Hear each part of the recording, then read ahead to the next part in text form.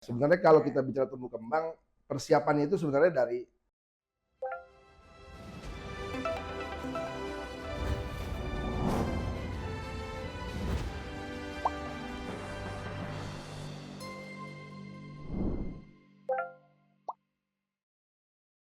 Halo Ayah Bunda, selamat datang di Mediasi, Medikids Edukasi, podcast yang membahas seputar kesehatan bersama para ahli. Nah, episode kali ini kita akan membahas seputar hal apa aja sih yang perlu disiapkan untuk generasi penerus bangsa ini ya, dari segi kesehatan. Bersama dengan tenaga medis profesional, yaitu Dr. Iskandar. Oke. Halo dok, Halo. apa kabar dok? Alhamdulillah baik. Alhamdulillah, lagi sibuk apa sekarang dok? Yang pasti sekolah S3 ya, ditambah dengan ya kalau pagi tetap dosen ngajar dan lain-lain, ditambah sore malam pasti profesi spesialis anaknya lah. Ya. Oke. Berarti dari yang terakhir podcast sejauh ini nggak jauh beda ya kesibukannya dok ya? Ya masih kurang lebih Ya, sama, kurang lebih cuma sama. karena di S3 udah mulai penelitian jadi udah mulai di lab terus lah. Berarti ada tambahan sedikit kesibukan ya dok Ya, ya? betul. Oke, jadi kan kita bentar lagi 17 Agustus nih dok ya, Ya. untuk menyambut kemerdekaan Republik Indonesia. Kira-kira menurut dokter nih, apakah makna kemerdekaan itu kalau dikaitkan sama kesehatan, apalagi kesehatan yang untuk generasi penerus bangsa, anak-anak ya berarti ya dok ya? Ya, harapannya kan setiap kita merayakan sesuatu ya, termasuk kemerdekaan kan, yang kita contoh sebenarnya kan semangatnya. Ya, semangat bagaimana kita berjuang lah untuk sampai merdeka kan gitu ya. Iya betul. Sehingga harapannya semangat-semangat itu yang kita pakai untuk bidang kesehatan ini ya. Kalau saya bicara di kesehatan anak ya, maka harapannya semangat-semangat seperti ini yang kita lakukan untuk mempertahankan atau membuat si anak ini tetap sehat terus, tetap tumbuh kembang dengan optimal sesuai dengan usianya ya, sehingga harapannya ke depan kita punya generasi penerus pengganti kita semua nih, Iya. ya, itu yang mungkin jauh lebih baik lah daripada kita yang ada Jauh sekarang. lebih baik dan lebih Iya, sehat mungkin ya dok ya. betul sekali. Oke. Ya. Dan kenapa sih dok sebenarnya tadi kan kita ngomongin menuju kemerdekaan itu termasuk dengan kesehatan tadi ya. Betul. Kenapa kesehatan anak menjadi pondasi yang penting banget untuk masa depan bangsa ini nih? Iya betul, karena ya memang itu kan akan jadi generasi penerus ya. Jadi setiap generasi kan akan berganti ya. Iya. Dulu generasi apa milenial, jadi Gen Z dan seterusnya ya kan. Dan memang harapannya dengan perkembangan teknologi, dengan perkembangan sistem kesehatan, dengan perkembangan teknologi kesehatan, dengan perkembangan pelayanan kesehatan, ya keilmuan juga setiap hari selalu berkembang. Ya. Harapannya ya semua kualitas, terutama kesehatan anak, kalau di bidang anak itu ya harapannya kan kualitasnya akan semakin baik semakin hari semakin ke depan, sehingga generasi penerus kita harapannya juga akan semakin baik lah ya, baik dari segi physically pertumbuhan maupun dari segi perkembangannya. Gitu. Ya berarti kita jadinya membicarakannya ke tumbuh kembang anak juga ya dok ya? Betul sekali. Iya. Berarti benar nih karena nanti kalau tumbuh kembang itu akan dari kecil banget ya dok ya sampai ke masa yang akan datang. Iya, sebenarnya kalau kita bicara tumbuh kembang, persiapannya itu sebenarnya dari awal kehamilan pertama. Oh gitu. Ya, jadi ada istilah sekarang tuh kan 1000 HPK. Iya. Ya, 1000 hari pertama kehidupan. Golden age ya. Jadi yang disiapkan dari masa kehamilan pertama bulan pertama sampai dia nanti lahir, biasanya rata-rata di 9 bulan. Kemudian setelah itu dia tumbuh menjadi di periode neonatus atau newborn itu 0 sampai 28 hari. Dilanjutkan lagi masa bayi sampai 1 tahun. 1 tahun. Iya, dan biasanya kalau 1000 hari pertama kehidupan itu sampai 2 tahun. Oh, iya. 2 tahun. Kemudian akan dilanjutkan sampai prasekolah itu di 5-6 tahun 5-6 tahun gitu. Iya. Oke, berarti panjang ya dok ya? Panjang. Benar-benar dari hamilnya ibu ini ya bu ya? Iya, jadi ibunya memang harus dipersiapkan untuk benar-benar hamil dengan resiko yang harusnya nggak tinggi, jangan kurang dari 20 tahun atau tidak lebih dari 35 tahun. Nutrisi kehamilannya harus benar-benar dijaga, nggak ada sakit selama hamil dan seterusnya. Dan diharapkan bisa melahirkan secara normal, dengan usia kehamilan normal, tidak prematur, ya, tidak beratnya kurang dan seterusnya itu. Sehingga harapannya ketika lahir itu normal, optimal, tinggal orang tuanya melanjutkan lagi sampai usia 2 tahun tadi dulu pertama. Periode pertamanya itu. Berarti itu tadi termasuk indikator-indikator tumbuh kembang dong dok, berarti ya? Ya, atau ada lagi indikatornya? Sebenarnya kan kalau kita bicara baik atau tidak, ya kita pasti akan bicara indikator. Karena memang ya namanya dokter kan perlu pembuktian ya. Jadi Iya. kalau nggak perlu pembuktian ya dukun namanya. Ya, Lah iya jelas. Ya, benar, Jelas benar. dong, Kita ya. harus ada Kalau dukun kan indikatornya, hanya berdasarkan benar. feeling, asumsi dan seterusnya Iya. kan. Tapi kalau kita bicara dokter ya memang harus dibuktikan. Nah, buktinya dengan apa? Dengan indikator tadi kan. Ya, indikator apa yang harus dilihat? Ya kalau kita bicara tumbuh kembang ya. Tumbuh kembang. Maka kalau kita bicara tumbuh berarti itu ada quantity, ada ukuran. Oke, Ya, ada tumbuh. ukuran. Apa yang diukur? Ya kalau udah lahir ya berat badan, ya panjang atau tinggi badan, Tinggi badan. lingkar kepala, ya.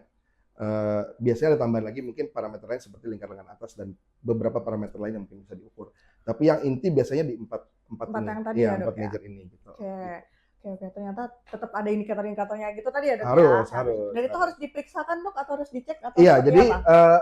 untuk menceknya sebenarnya kalau sesuai dengan American Academy of Pediatrics ya atau Ikatan Dokter Anak Indonesia itu untuk pemantauan tumbuh kembang itu sebenarnya wajib dilakukan, ya Oke. bagus dilakukan. Jadi mungkin saya bergeser dulu sedikit ya, sedikit nih. Jadi sebenarnya konsep ilmu kesehatan anak itu sebenarnya ini yang perlu kita samakan dulu persepsi masalah ini. Jadi anak itu tidak datang ke dokter anak itu hanya untuk berobat ketika sakit. Oke. Nah, ini persepsi yang kurang pas kayaknya. Biasanya Ya. kan gitu ya, Dok, ya? Ya, seharusnya ya ke dokter anak itu atau ke plan kesehatan ya, itu harusnya anak itu harus dipastikan tumbuh dan kembang normal optimal. Dengan cara apa? Ya dengan cara maka dicegah supaya nggak sakit. Oke. Pencegahan ya berarti ya. Nah, dicegah supaya nggak sakit, caranya salah satunya yang pertama tuh memang harus dipantau tumbuh kembang. Nah, kalau dipantau tumbuh kembang, berarti kalau tumbuh tadi ya parameter kuantitatif ya, ada ukurannya. Ukurannya. Berat badan, tinggi badan, panjang badan, lingkar kepala, dan seterusnya. Tapi kalau kita bicara perkembangan, ukurannya ada sebenarnya, tapi sifatnya kualitatif. Iya, jadi nggak ada hitungan angkanya. Iya. Contoh, misalkan kita pengen tahu di usia 6 bulan harusnya udah bisa apa aja sih. Nah, itu dilihat. Nanti ada semacam kuesioner atau checklist. Oh, ternyata anaknya sudah bisa ini, sudah bisa itu. Tetap ada parameternya ya, Tetap Dok? ada parameternya. Sehingga kita simpulkan, oh ya memang anak ini secara umum perkembangan terlambat. Oh, ternyata advance lebih cepat. Atau memang normal-normal aja. Normal. Gitu. Iya, kayak gitu. Oke. Dan itu, mungkin tambahan ya. Jadi, untuk pemantauan ya, mungkin ini perlu diketahui juga bahwa kalau namanya pemantauan, di 6 bulan pertama, itu kalau bisa setiap bulan. 6 bulan pertama ya, Dok? Iya, setiap bulan. Dan itu harus 6 bulan pertama? Iya, setiap bulan. Selama ASI eksklusif biasanya. Iya, Oke, tiap bulan diukur. Iya. Kemudian dilanjutkan tiap 2 bulan. Oke. Ini pertumbuhan ya, pertumbuhan. Nah, setelah nanti dia di usia 2 tahun, 1 tahun itu bisa setiap 3 bulan ya. Nanti akan dilanjutkan lagi setiap 6 bulan di atas usia 2 tahun. Jadi pemantauan itu memang harus semakin banyak dipantau tuh sebenarnya semakin bagus intinya. Bahkan kalau mau tiap bulan juga silakan. Kenapa sih harus begitu? Karena ketika udah menemukan data, oh kayaknya nih anak udah beresiko, ya kan? Sehingga kita bisa treatment dari awal. Jangan sampai dibiarkan udah berlalu lama, baru datang dan itu akan lebih susah lagi ngobatinnya. Nah, kalau perkembangan sesuai dengan panduan dari Kementerian Kesehatan, perkembangan itu bisa dinilai setiap 3 bulan, dari 0 bulan, setiap 3 bulan. Dan ada kuesionernya tiap 3 bulan itu. Ya, dan dinilai nanti sampai umur 2 tahun tadi? Enggak, 6 tahun. 6 tahun. Iya, 6 tahun. Berarti banyak banget ya, Dok ya? Indikator banyak. Ternyata kalau dan ngomongin tumbuh kembang kayaknya panjang ya, Dok ya? Sebenarnya pemerintah udah nyediakan, ya cuma mungkin nggak dibaca kali. Ya, jadi pemerintah udah nyediakan lengkap dalam buku pink, buku KIA. Oh iya. Iya, di situ ada lengkap tentang nutrisinya ada, tentang kurva pertumbuhannya ada, tentang berapa normal pertumbuhannya. Apa aja di usia segitu harus bisa apa aja perkembangan. Itu semua ada di situ. Checklistnya pun ada disediakan. Nah, cuma mungkin yang buat para orang tua semua di rumah, ya harapannya ketika diberikan buku KIA itu coba minimal 1 kali aja dulu dibaca dari awal sampai selesai. Kira-kira minimal tahu lah kira-kira kontennya apa aja sebenarnya. Karena itu panduan ya, Dok ya? Itu panduan ya. Jadi ada panduan plus ada form isian yang harus diisi sebenarnya. Gitu. Kenapa harus diisi? Karena ketika kita tahu, oh imunisasinya nggak lengkap, bisa kejar. Oh perkembangan terlambat, kita treatment. Gitu. Ya. Dari situ datanya. Ya. Panjang banget ya, Dok. Ternyata tumbuh kembang ini baru memang, opening nih, Dok. Waduh. Opening kita. Tumbuh kembang ini penting banget sih sebenarnya. Tapi memang ini kadang kita nggak memandang ini sebagai satu hal yang sangat penting banget. Padahal ini penting banget sebenarnya. Karena kalau saya tuh menganggap ya punya kesimpulan setelah belajar anak ini bahwa kita semua tuh ya memang terbentuk dari 5 tahun pertama, ya, yang terjadi sama kita. Mungkin pernah ada pertanyaan gini, kita tuh sebenarnya diciptain dari 2 mata yang sama ya kan, telinga yang sama dan lain-lain, tapi punya IQ yang beda-beda kayak gitu kan, punya karakter yang beda-beda. Nah itu semua sebenarnya ngebentuk tuh ya dari awal sampai nanti tuh tetap terbentuk. Iya. Ternyata memang masalah tumbuh kembang ini panjang ya, dan perlu masih ada screening yang tadi tergantung oleh indikator-indikator. Dan sekarang Klinik Medikit itu hadir sebagai sahabat terpercaya bagi tumbuh kembang buah hati ayah bunda di rumah, dengan pelayanan ramah anak, tenaga medis yang profesional, suasana yang nyaman, dan pastinya dengan konsep yang ramah lingkungan. Karena sejauh ini memang bisa dipastikan ya dok ya, di Medikids itu kita menyediakan pelayanan yang ramah lingkungan lah. Jadi untuk anak pun sehat, nyaman, dan aman. Oke, mungkin kita akan membahas di segmen selanjutnya dok ya. Lebih panjang lagi tentang tumbuh kembang ini nih. Karena openingnya aja panjang banget. Gimana nanti yang lebih dalamnya lagi ya dok ya. Oke, akan kita lanjutkan ke segmen berikutnya. Kita break dulu.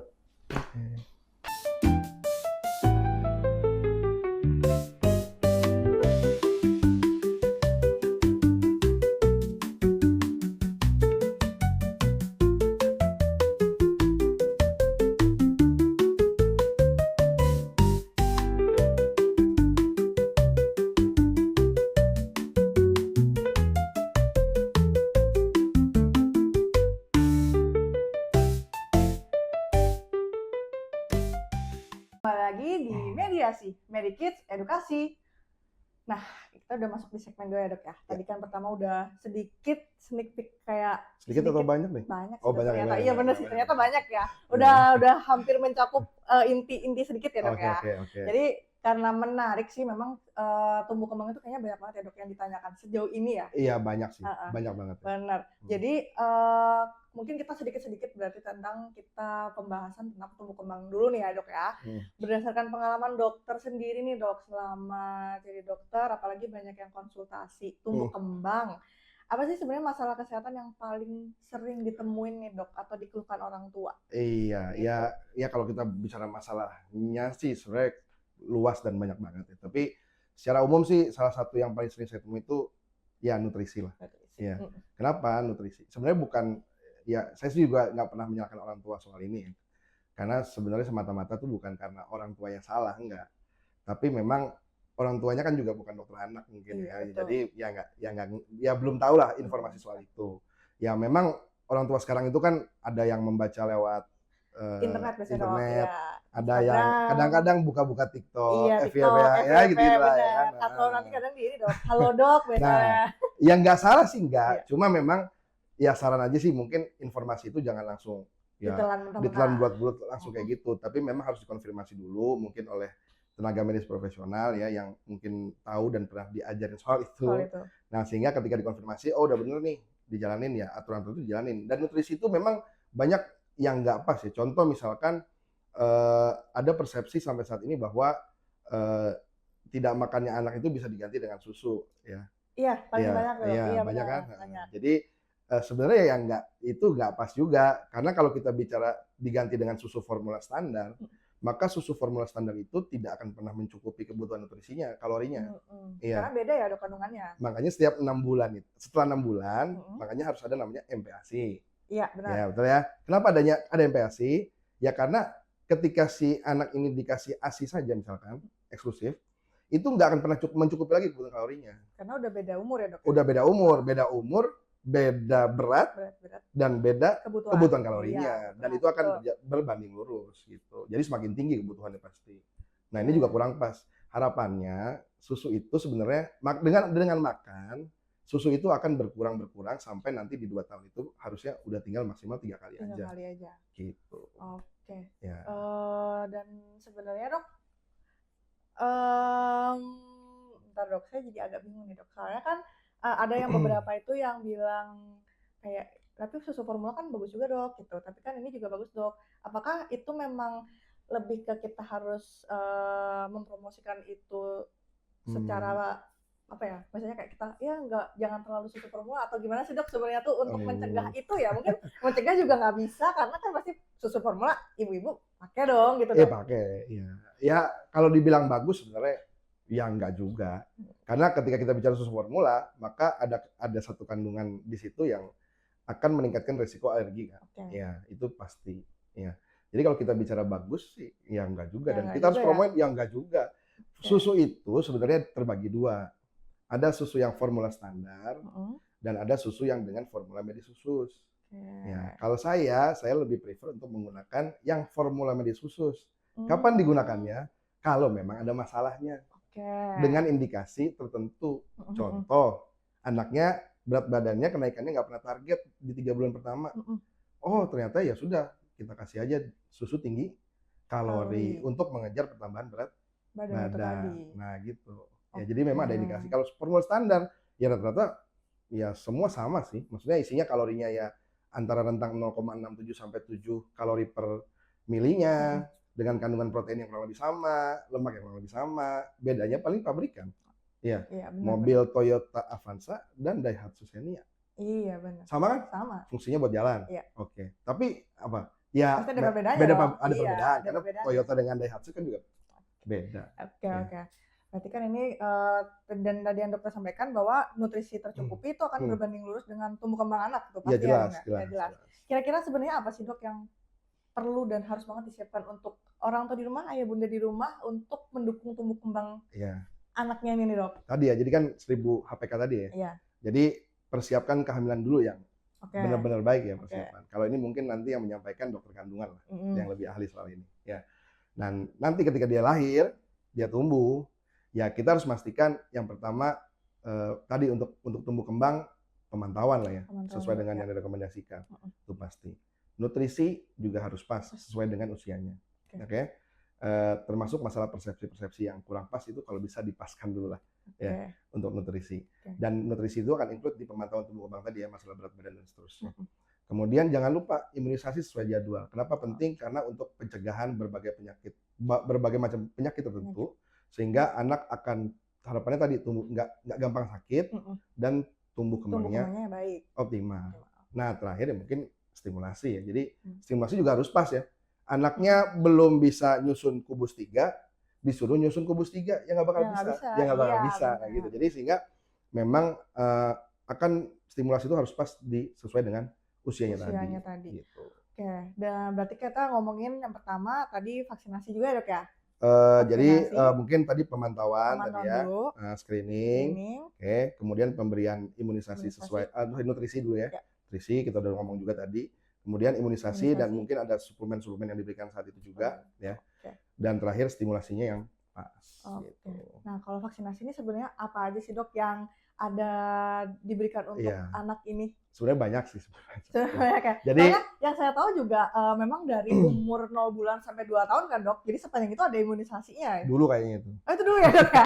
Oh udah ketinggalan jauh. Jadi sekarang apa nih dok? Ya sebenarnya kalau kita bicara imunisasi maka ada 2 versi jadwal yang beredar di Indonesia. Jadi ada versi kementerian itu yang ada di buku pink, di buku KIA.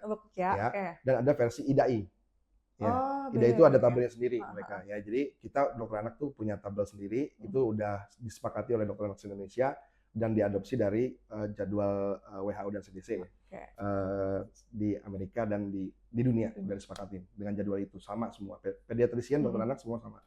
Kalau kita bicara wajib atau tidak, itu kalau pemerintah tuh sebenarnya mewajibkan kan itu anak-anak itu kan nanti sampai dari usia yang tadi bayi, balita sampai usia sekolah. Biasa kalau di usia sekolah ada program namanya BIAS tuh, bulan imunisasi anak sekolah. Ya di situ nanti ada imunisasi biasanya. Di SD biasanya kan. Nah kalau kita bicara yang wajib, ya memang kalau 0 bulan tuh pasti hepatitis B0 yang dikasih. Terus kalau 1 bulan itu sampai 3 bulan rentangnya biasanya ada BCG sama polio oral pertama. Kemudian akan diikuti 2, 3, 4 bulan dengan DPT. Ya, di situ ada vaksin yang multidos nanti. DPT, PCV, rotavirus, dan polio. Kemudian 5 bulan biasa kita kosong. Di 6 bulan itu kalau di dokter anak tuh biasanya ada PCV rota 3. Tapi kalau di kementerian tuh hanya 2 kali mereka ya di jadwal itu. Jadi memang ada perbedaan. Nah kemudian akan diteruskan tuh. Nah, kalau kita bicara anak, maka kalau di IDAI anak itu rentang usia kan 0 sampai 18 tahun. Ya, betul. Ya, jadi bukan sampai 12 tahun ya. Sampai atau 14 tahun. Ini sampai 18 tahun. Ya, karena anak itu sekarang tuh anak dan remaja. Ya. Kapan kepindah ke penyakit dalam misalkan? Yaitu kalau dia udah melewati 18 tahun. Jadi 18 tahun masuk 19 tahun 0 bulan itu akan masuk ke penyakit dalam. Tapi di bawah itu akan masuk ke anak. Nah, itu vaksinnya sampai 18 tahun nanti, itu panjang tuh. Ya sekarang ada banyak. Ada demam berdarah, booster influenza setiap tahun, booster tipes setiap 3 tahun, kayak gitu-gitu. Banyak sebenarnya. Ya kalau memang mungkin gampangnya coba download aja misalkan di Google itu ada jadwal IDAI, coba lihat di situ. Gampang kok, ngebacanya juga gampang. Dan kalau tadi suplemen tuh apa dok yang direkomendasikan dari dokter sendiri? Sendiri? Ya, kalau saya kalau untuk suplemen ya, biasanya kalau di posyandu atau puskes itu 6 bulan tuh dikasih vitamin A. Ada kapsul biru, ada kapsul merah. Kapsul biru itu biasanya untuk yang 6 bulan tadi itu. Nanti dia per 6 bulan ya usia 1 tahun, terus kemudian 18 bulan dan seterusnya itu akan dikasih juga vitamin A biasanya setiap bulan Februari sama Agustus. Kalau di posyandu tuh diingat ya semua. Jadi Februari dan Agustus biasanya kita kasih vitamin A. Ini orang terima yang kami catat nih kayaknya dok. Silakan catat. Catat biasanya dok. Ya, yang panjang. Ya, jadi vitamin A. Kemudian biasanya kalau saya itu juga ngasih vitamin D. Ya, yang nanti dosisnya akan disesuaikan dengan usianya, gitu ya. Kemudian dari 0 bulan ya. Kemudian sesuai rekomendasi IDAI sebenarnya zat besi diberikan di usia 4 bulan kalau bayinya lahir cukup bulan. Ya, kalau bayinya lahir prematur maka dikasih dari usia 0 bulan. Oke. Yang keempat, itu ini opsional sifatnya. Jadi biasanya kalau 0 sampai 6 bulan saya ngasih anak tuh atau bayi biasanya saya kasih probiotik prebiotik. Ya, biasa saya kasih itu sampai dia nanti melewati hasil eksklusifnya, udah mulai makan, biasanya kita stop. Nah, itu yang wajib. Cuma kalau yang ke nomor 4 ini memang opsional, kenapa? Karena memang harganya lumayan, ya sehingga bagi orang tua yang mau beli ya silahkan, kalau tidak pun silahkan, karena ini sifatnya suplementasi, bukan terapi ya. Bukan wajib gitu. Ya. Itu semua bisa beli di apotek Medikit? Enggak. Ya insya Allah ada aja. Ya, insya Allah ada aja. Tapi dok, bentar. Sebelum pertanyaan selanjutnya nih, pasti nanti orang tua akan bingung dok. Mana nih yang harus kita ikutin? Apakah versi Kemenkes atau versi IDAI? Apa sebenarnya sama aja gitu? Kalau menurut saya, yang penting diimunisasi. Yang penting itu ya dok ya? Perihal mau mengikuti jadwal yang mana, silahkan. Karena dua-duanya nggak salah. Ya. Berarti sama aja ya dok? Pemerintah mungkin punya pertimbangan tertentu. Ya. Kalau dokter anak pertimbangannya adalah karena kita maunya selengkap-lengkapnya, jadi memang harus selengkap-lengkapnya. Iya, sehingga harus semuanya dikasih. Iya. Karena tadi kan kayak ada yang lebih panjang, betul, ada gitu kan. Dan memang kan tidak semua vaksin di cover pemerintah kan. Iya betul. Ada vaksin-vaksin yang memang orang tua harus beli. Dan makanya tadi ya, kalau program pemerintah itu kalau bisa tuh hukumnya wajib. Iya, kalau IDAI itu memang ada beberapa yang sunnah gitu. Iya ya. Iya gitu. Iya, bisa diikuti dan tidak diikuti ya. Tapi kalau kita bicara dokter anak ya memang kalau saya sih ya karena dokter anak. Karena IDAI, jadi jadwalnya harus lengkap dengan sesuai rekomendasi kata dokter anak itu tadi. Oke.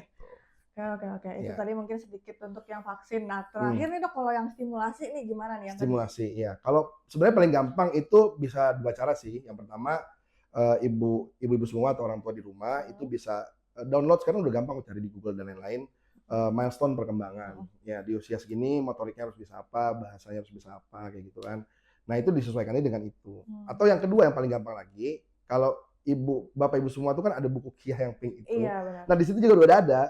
Sebenarnya di usia segini tuh harus diapain sih anaknya? Itu lengkap banget dong dok. Lengkap, ya selengkap itu. Cuma kadang nggak dibaca aja sebenarnya. Jadi dibaca aja dulu apa yang harus dilakukan. Kalau memang ada checklist yang harus diisi, oh anaknya di umur segini harus sudah bisa begini. Berarti sesuaikan aja dengan itu, gitu. Ya. Oke, berarti karena kalau dibahas itu panjang banget ya sampai besok nggak kelar ya gitu. Karena sebenarnya panjang banget dan ternyata kadang ayah bunda nggak tahu nih dok, ternyata di buku KIA tuh selengkap itu. Selengkap gitu. Itu, iya betul. Oke, mungkin nanti di rumah bisa dibaca ya ayah bunda di rumah. Betul. Sebelum nanti jadi enak nih dari dokter pun enak ya untuk menindaklanjuti tumbuh kembang anaknya gitu. Oke, wow. Mantap juga nih. Kalau misalnya ngomongin tumbuh kembang kayaknya emang seru banget ya dok. Karena memang kadang orang tua tuh kayak bingung kok anak kebanyakan bingung apalagi yang anak pertama ya. Nah, anak pertama parents nih dok biasanya usianya juga masih muda. Jadi memang masih banyak kebingungan dan ketakutan. Iya, benar. Sama kalau ini sih dok kayak kok anak saya belum ini ya, beda sama anak orang lain gitu. Emang ini nggak apa-apa ya dok? Karena nggak apa-apa ya dok ya? Iya, tergantung masih masuk rentang usia atau tidak kan seperti itu. Tapi ya memang jangan pernah dibandingkan anak yang satu dengan yang lain. Karena memang setiap anak itu kan orang tuanya beda. Iya. Kan lingkungannya beda. Beda juga. Yang didapatkan juga beda. Lah iya, jadi beda dan stimulasinya akan beda ya, Dok ya? Beda, akan beda. Bahkan adik kakak aja yang satu orang tua itu bisa beda. Apalagi kita bicara beda orang tua. Iya. Gitu. Jadi nggak usah dibandingkan. dibandingkan. Langit dan bumi, Dok. Betul. Yang penting pokoknya semua berjalan dengan rentang yang normal aja, itu udah cukup insya Allah. Oke. Ya. Terakhir nih, Dok, Okay. Sebelum kita lanjut ke segmen Q&A, ya. Apa pesan Dokter Iskandar nih yang khusus untuk orang tua di momen kemerdekaan ini ya? Mungkin khususnya di Banjarbaru dan sekitarnya, atau merambah nanti kita bisa YouTube ini bisa sampai internasional, kan kita nggak tahu ya. Apa nih pesan-pesannya nih, Dok nih?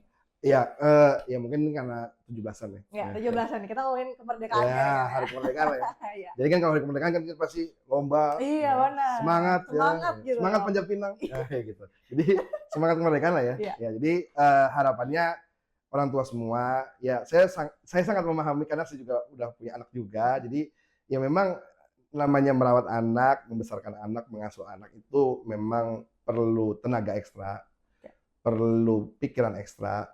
Ya, perlu kesabaran ekstra dan semua serba ekstra lah. Ya, dan saya paham itu.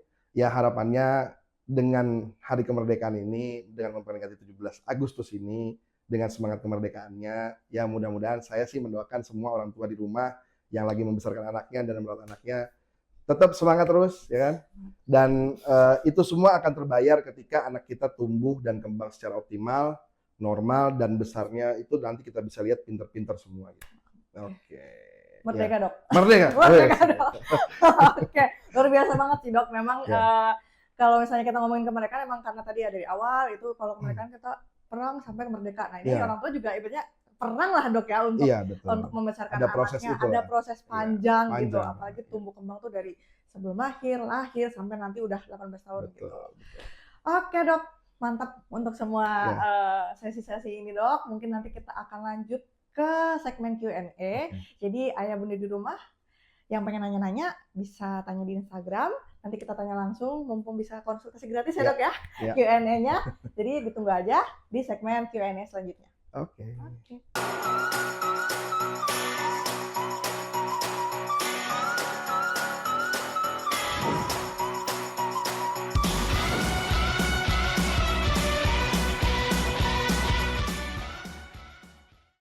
Kembali lagi di Mediasi, Medikids Edukasi.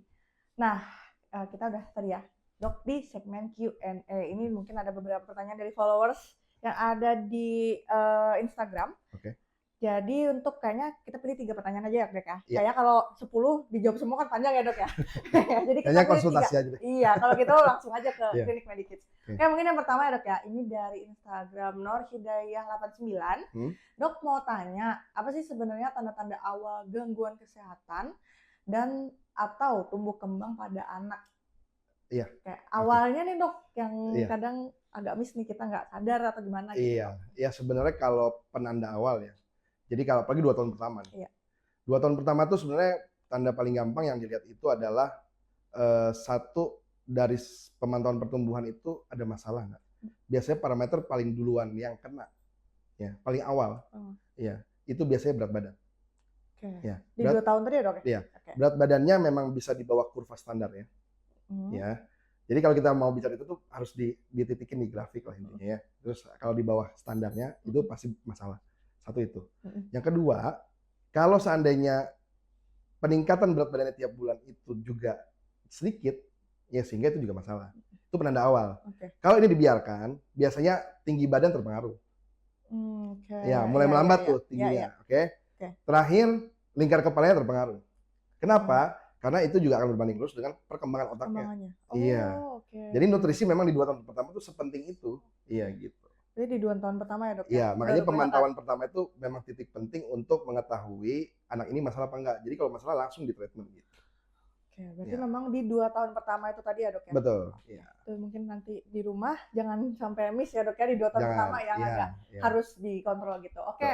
Lanjut, Dok, ada lagi pertanyaan dari Azahra Kalica. Mau tanya, seberapa penting sih peran vitamin, vaksin, atau screening tumbuh kembang untuk kesehatan anak dan tumbuh kembangnya ke depan? Ya, jadi tadi ya kalau seberapa penting sangat penting lah. Sangat penting ya Iya. dok ya. Iya. Yang namanya screening dan pemantauan itu memang wajib sebenarnya dilakukan tadi ketika kita sudah mengetahui anak ini udah ada tanda-tanda kayaknya bermasalah, sehingga kita bisa cepat melakukan treatment untuk anak ini. Ya. Dan harapannya supaya nggak berkepanjangan. Karena kalau berkepanjangan dampaknya juga jangka panjang yang kita lihat nanti, gitu ya. Oke. Terus vaksinasi atau imunisasi? Ya penting juga, kenapa? Karena imunisasi adalah satu tindakan yang memang dilakukan untuk pencegahan berbagai macam penyakit. Ya, harapannya adalah anaknya nggak gampang sakit. Ya, sehingga semuanya nggak keganggu. Gitu ya. Dan gimana peran vitamin di sini ya? Ya kan vitamin ini sebenarnya hubungan sama nutrisi ya. Ya, karena kalau kita bicara nutrisi maka ada makronutrisi dan mikronutrisi. Makronutrisi dipenuhi dari mana? Dari karbohidrat, protein, dan lemak. Oke. Sedangkan mikro, nah ini banyak. Ada vitamin di dalamnya ya, C, D, E, dan seterusnya. Kemudian zat besi, ya dan seterusnya. Banyak ya. Kalsium, dan lain-lain. Nah, kalau kita rekomendasi, ya memang yang direkomendasi ya vitamin D dan zat besi. Kenapa sih dua itu? Ya kan? Ya. Karena memang di kita, di Indonesia itu tinggi sekali angka anemia defisiensi zat besi, ya, dan tinggi juga angka penyakit yang berhubungan dengan vitamin D tadi. Ya betul. Jadi sehingga IDAI dan kementerian pemerintah dalam hal ini itu sepakat untuk memberikan suplemen wajib yang diberikan pada anak, terutama 0 sampai 2 tahun, bahkan diteruskan sampai remaja. Itu yang wajib itu ya tadi vitamin D dan zat besi. Tapi dosisnya dosis suplemen, bukan dosis terapi. Oke. Dan itu nanti akan beda lagi tujuannya ya dok ya? Beda. Kalau suplemen kan penunjang. Kalau terapi itu memang untuk melakukan pengobatan sama kondisi penyakitnya. Berarti sama pentingnya ya? Sama pentingnya. Karena saling berhubungan lah. Satu paket itu. Iya, satu paket. Iya, betul. Oke, terakhir nih dok dari Ignatius Agustinus. Di klinik Medikids tersedia vitamin atau vaksin apa aja sih? Dan apakah layanan screening tumbuh kembang juga tersedia? Ya, kalau alhamdulillah sih kalau di Medikids, kalau bicara vitamin, ya insya Allah tersedia aja. Ada aja berbagai jenis. Ya, kalau merek saya juga nggak, ini banyak lah, banyak banget, ya banyak banget. Dan kalau saya yang penting sesuai kebutuhannya aja, sesuai keperluannya aja, sesuai rekomendasi apa yang harus dikasih, ya itu yang dikasih, gitu ya. Oke, itu yang kedua. Yang kedua, kalau kita bicara screening tumbuh kembang, layanannya apa aja? Ada semua bisa dilakukan screening, ya. Tapi memang kalau yang kita khusus untuk tumbuh kembang, screening tumbuh kembang, misalnya anak ini curiganya, oh kayaknya gangguan perkembangan, keterlambatan, autis, ADHD dan seterusnya. Biasanya itu akan di luar jadwal poli yang umum kita yang dari jam 5 sampai jam 9 malam itu. Karena di hari berbeda, karena untuk screening ini memang makan waktu lumayan lama, bisa 1 jam sendiri. Jadi biasanya di waktu yang berbeda sesuai dengan appointment nanti ya, sesuai janji dengan dokternya, dengan orang tua dan anaknya juga gitu. Tapi kalau yang vaksin, nah vaksin nih. Kalau vaksin, insya Allah vaksin sesuai rekomendasi IDA dari 0 sampai 18 saya bisa nyediain. Ya, dan bisa diberikan. Ya. Mantap. Berarti lengkap nih. Udah paket lengkap lah insya Allah di Insya Allah udah lumayan lengkap lah ya. Ya. Tinggal penambahan beberapa lah nanti. Ya, soalnya banyak yang nanya sih dok, memang ke beberapa di Instagram itu memang ya dok ya. Kalau kita lihat itu trennya banyak yang nanya vaksin sama screening tumbang itu dok. Ya, jadi mungkin kita bisa nanti semuanya kita satu paket ya. Ya, mungkin info buat orang tua juga ya. Jadi kalau memang ke Medikids dan melakukan pemantauan sih, insya Allah pasti yang dilakukan tuh, saya akan melakukan pemantauan pertumbuhannya yang pasti. Berat badan, tinggi badan itu wajib diukur. Biasanya perawat saya akan mengukur dan saya titikkan di kurva. Oke. Yang kedua, saya juga ngelihat milestone-nya apakah sesuai di checklist yang ada, di buku KIA-nya biasanya. Dan yang ketiga, saya akan edukasi juga dan akan lakukan imunisasi dengan sesuai jadwalnya. Dan terakhir pemberian suplemen, ya. Dan terakhir ditutup sebelum pulang, insya Allah saya kasih tahu juga apa yang harus dilakukan untuk stimulasi. Gitu. Ya. Paket lengkap tuh. Oke, mungkin itu tadi pertanyaan terakhir ya dok ya. Terima kasih banget nih dok untuk semuanya yang udah dokternya share. Nanti mungkin lain kali kita akan sharing yang lain ya dok ya. Dengan topik yang berbeda. Dengan topik yang berbeda. Dan kayaknya memang di topik tumbuh kembang ini akan jadi topik yang hangat juga untuk orang tua di rumah. Karena pasti banyak yang nanya kan dok ya. Betul. Ya kalau kurang jelas ya nanti silakan datang dan kita konsultasi, kita ngobrol aja langsung. Ya. Oke, mungkin itu aja ya dok ya. Mungkin kita akhiri dulu nih sesi ini. Terima kasih sekali lagi. Mungkin nanti kita akan sharing-sharing yang lain di mediasi atau bersama dokter-dokter yang lain ya dok ya. Betul, ya. Oke. Jaga diri, jaga keluarga, dan jangan ragu untuk mencari bantuan medis saat dibutuhkan. Sampai jumpa di episode berikutnya. tetap sehat, belajar bersama kami di Mediasi, Medikids Edukasi. Dadah. Nah.